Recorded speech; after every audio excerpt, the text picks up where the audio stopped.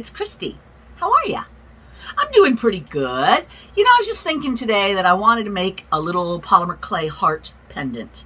I've been making a bunch of them lately. I did like a little promo on my online shop about if you buy stuff, you get a free heart. So I was making a bunch of those and I thought, you know, Valentine's Day is right around the corner. Why not just keep going and make a bunch more and maybe have that little promo again? So if you're watching this and it's not yet Valentine's Day, wander over to my website, which is just christyfriesen.com. I'll put it in the description as well. And then you can see if that promo is going on. And you can buy stuff and maybe you'll get one.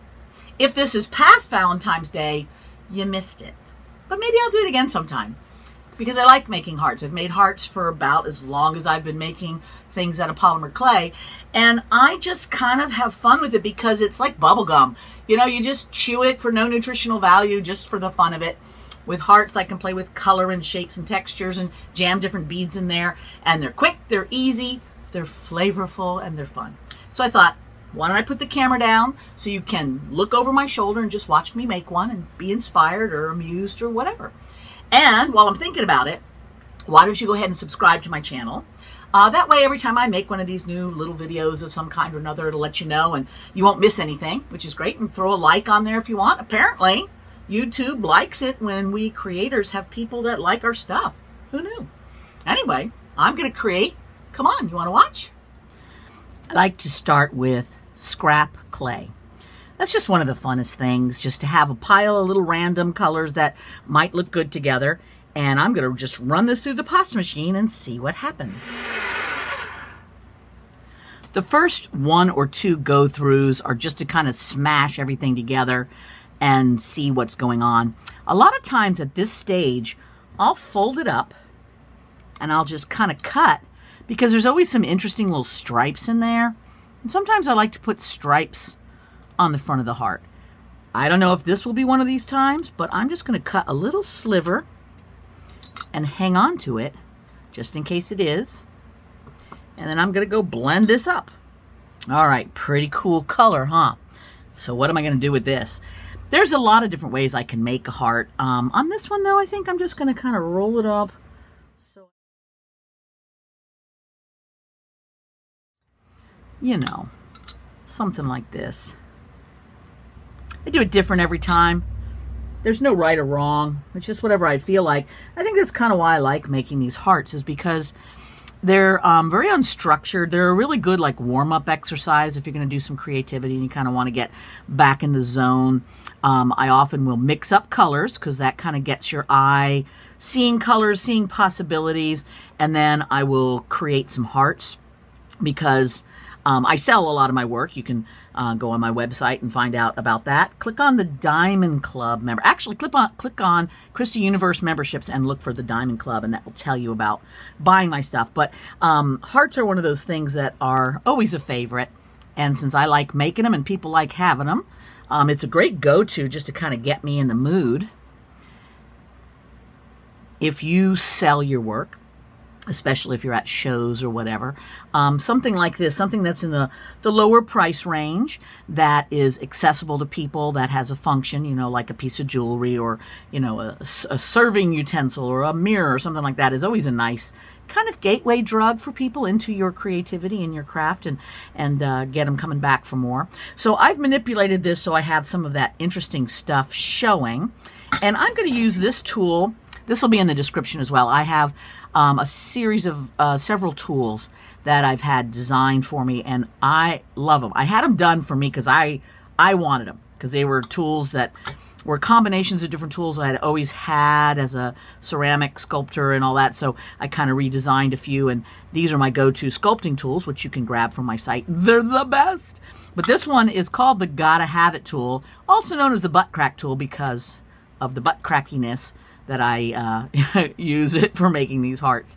So it's a good little tool, but it makes this little wedge shape perfectly. So my goal here isn't necessarily to show you how to make a heart, although by the time you're finished watching me, you should know. It's just to kind of talk about it while I'm making it and just kind of share the experience with you. So I usually just kind of play until the shape amuses me. I look at the blends and see, does it need something else? So we I had this, I'm used to teaching, can you tell? I had this little piece here, you know, that had the stripes on it. It's like, do I want to include that on the surface of this heart anywhere? Perhaps I do, because it's kind of got some nifty stuff in it. So I'm going to kind of cut it off here, and we'll see where this goes.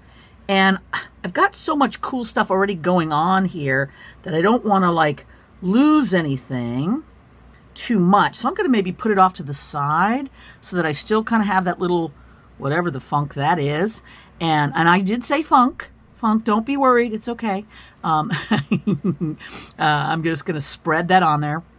Isn't that kind of fun? This is one of the things that I love the most about polymer clay is you warm it up with your fingers and then it just smears so nicely. I used to work with, as I implied, ceramic clay, kiln-fired clays. And the thing about that, I love ceramic clays, but you have to wait until the glazing and that firing is done to kind of see what you have. And it's like Christmas. Sometimes you open that kiln and it's like, oh my gosh, everything just turned out the most beautiful. It's fantastic. Other times things exploded or things fell off or the glaze went sideways. So it's like exciting when it works out, but it's very frustrating when it doesn't. At least it was for me, because you put all this time and effort into something and then, you know, it had a mishap in the firing stage. So what I have loved about working with polymer is that kind of what you see is what you get. You still can ruin things by overcooking or curing, because it uses an oven to cure this particular kind of clay. So there are ways that it can go wrong, but there's much less chance of it because, you know, you're not dealing with high temperatures and you know, more possibilities of problems. All right, so what I've got now is I've got this kind of little stripy thing going on here, and I've tried to kind of blend it on the back side too to make sure it looks fun. I've left this little sort of loop right there, which is a technical term, the loop, just to see what I will do with it as the spirit moves me. Also, as I cut off that end, you see how it gets all kind of curly in there? That's basically a cane. That's a whole big story. Canes have been around, forever. I mean, going way, way back. Once mankind started making things out of glass, we started experimenting with canes, and polymer just happens to do fantastic at manipulating and being manipulated and making the same kind of canes that you can make with glass, only more easier. So what I'm going to do is just take that little section and I flatten it out and stick it on there. And a lot of times I'll just do this to kind of flatten it on the surface a bit. I'm just kind of seeing what looks amusing to me. All right, so far as patterns and textures go, yeah, I think that looks pretty good. All right, let's get a little hanger on here. And often I'll do that the very first thing so I don't squish anything while I'm jamming a hanger in. But, you know, today I didn't feel like it, so I think we're going to be okay. Let's do it. And of course, when I say let's, I mean me, because, you know, I'm not teaching anybody anything, but it is years of habit on teaching classes. So bear with me when I talk in the plural like that. So I'm using some 20 gauge wire here, which I use a lot. And it's a non-tarnished silver plate, which I love. And I usually use a silver plate, and then if I have a gold color, it usually is a kind of a brass instead of a gold plate, although I do like that too. And I am just kind of making a loop, and I've got a little hook in there because with polymer, everything sticks into it while it's all wet and moist, but once it hardens up, it's a plastic, and you know, sometimes things don't stay in plastic super great, so you want to have that little hook in there so it doesn't pull out, so that's helpful. All right, so I'm just going to smooth that in there, beep, beep, beep, and cleaning up any little edges there that may look stupid, trying to make it always look nice and pro, like I know what I'm doing. Sometimes I leave cracks and stuff there, but they need to be intentional. They need to look like I left them in there on purpose, not like I forgot. Now, I might forget, but hopefully anytime I forget, it always looks like I meant it. So who knows? But I try to keep my eye open for all that stuff. Just shoving this just because it felt like I should, you know. I kind of do what the clay tells me sometimes and just see where that goes. All right, so that's looking good. Now what I often do not always, but often is I will either leave it just as that, like that, because it's enough already, or I'll use some sort of bead or other kind of embellishment just to add a little something to it. So let's see what I got. I have so many little embellishments and things that could look fun in any given design, and I've got a whole drawer full of them. I'm just full of them, but I'm just kind of going through here and seeing if anything jumps out at me. These little things might be kind of fun. I carry these in my store, at least at the moment that I'm talking to you, they're there. And they're kind of cool, and I carry this as well. These etched kind of amazing little beads right there. But that might take away from the subtlety of the design, okay? So when I look at something like that, I look at the design and go, boy, what do I want you to see? And if I put these on it, although they do look really great, you know, that might be the first thing you see. You know, if I stick something like that on there, it really is going to jump out, which is not necessarily a problem, but maybe I want to pick something more subtle. If I did something like this, you know, this is a little stone donut. Something like that could enhance the design. We'll think about that. Pearls are always a great bet. I really love adding pearls, so that maybe that would be a good idea, but let's see if we can find a good one. Okay, what about if we do something like this? Okay, I'm going to put those away. We're going to keep that there just in case.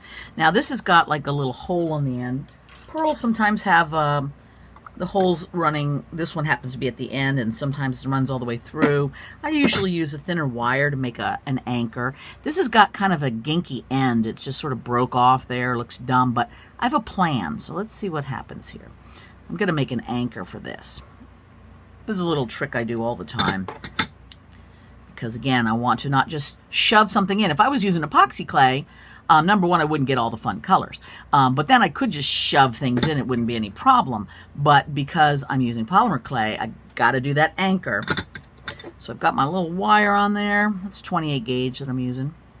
And I'm thinking that this thing will tuck up underneath there pretty nicely. So what I'm going to do is just kind of shove this in here. There's a lot of shoving, if you've noticed. I do like that part of the creativity of the shoving. So remember how I sort of left that open and I wasn't quite sure what it was going to be? Well, this is what it's going to be. Now that leaves that gunky end showing, which sickens me. So what I'm going to do is I'm going to go back to the color that we've got, and I'm going to use a little bit of it here. Actually, let's see. I'm going to just cut a section. I was going to bend it, but I don't think the bending is going to work too great. But the cutting might. Oh, that's kind of fun. Let's hang on to that. Something might happen with those two pieces, yeah? All right, so I'm going to take this. Going to roll it a little bit so we've got the pattern still. Makes a fun little wiggly thing. Look it all over to see which part of the wiggles I like the best. That part's good. And I'm going to just shove this right up to the end of that pearl. It's going to kind of hold it in place, and it's going to kind of hide that dorky end. And then I'm going to use my other tool. This is my go-to tool. This is the Wow, It's Awesome tool. And if you, I think you should put my tools on your wish list. I just do. They're just fantastic. Obviously, I'd love to sell them to you because then I can go buy more chocolate. But also, they are just fantastic tools. So anybody watching this that's bought these tools from me or from one of the people who carry them and have liked it, put a little shout out down there in the comments and let people know if you've liked it. Because I have had great reviews by people who use this tool. It is a well-loved tool. So I'm not just saying it. I'm saying it because I use it and I love it. All right, so now I tuck that in there. I'm going to use some powder to accentuate, is that a word? Accentuate this little curve that I've got and give some a little bit of contrast so it doesn't all get mixed together. But we got a good start going on here. All right. So I think that looks pretty good. Now I'm going to see if these do anything for anybody anywhere. How does this look? It's a lot of the same color on top of the same color, which can sometimes be problematic, but sometimes it can just be a nice little design. I kind of like it, but also no. So I might just save those for something else. and look to see if I want to do anything else. One of the things I use a lot are these little head pins. They're silver-plated ball tip head pins. And I'm going to use this just to put maybe a little something right up there. Not a lot, but just something subtle.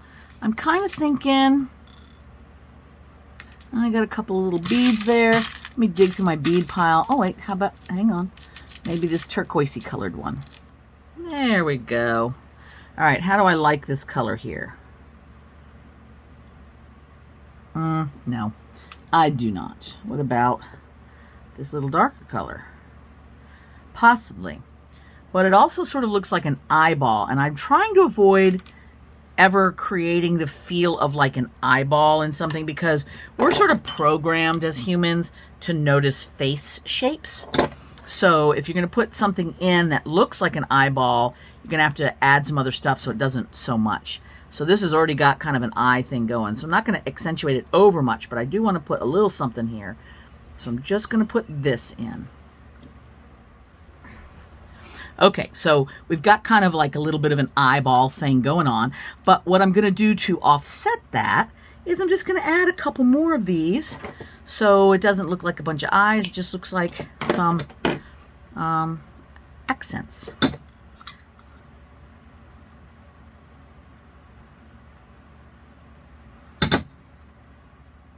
All right, I think that's kind of enough embellishments. Let's put just a little powder and I think we'll be done.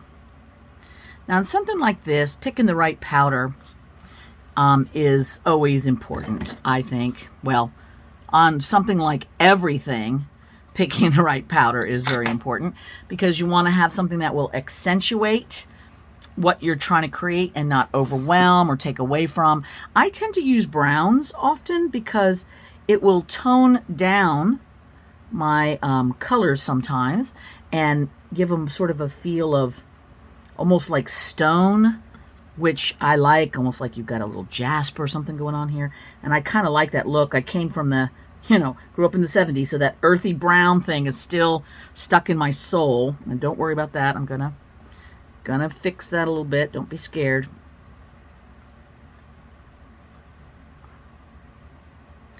All right, let's get that going.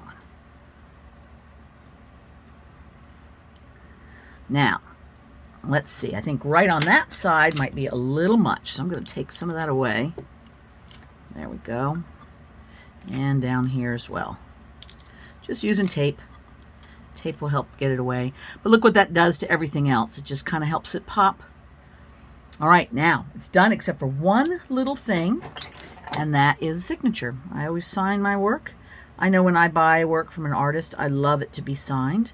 It's important, I think. So if you're creating things, sign your stuff. And I always do that. And then I think we're done. What do you think? Yeah, that'll work. Bye.